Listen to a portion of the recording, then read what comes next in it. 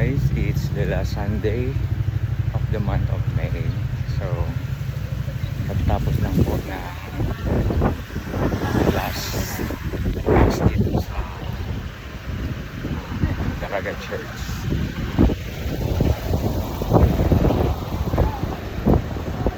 Sarap ulit sa pakiramdam na nakakapagsimba tayo at nakapagpasalamat sa ating Panginoon. Marami po tayo na magpapasalamat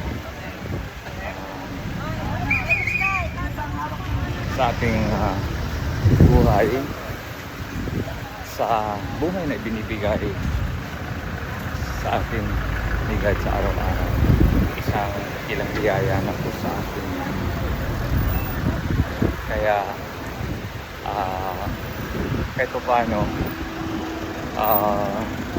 maglaan tayo ng time na pumunta sa simbahan every Sunday kahit medyo busy tayo, dahil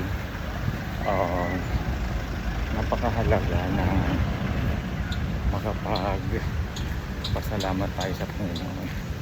Well, ngayong Sunday, yung pamilya ng pare ay nakafocus lang po sa pastoral letter ni Bishop Bailon.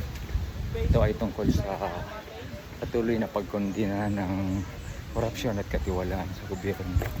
So hinihikayat niya ang mga mamamayan na magmatsyag at makialam, maging bahagi ng isang malinis na lipunan at tama.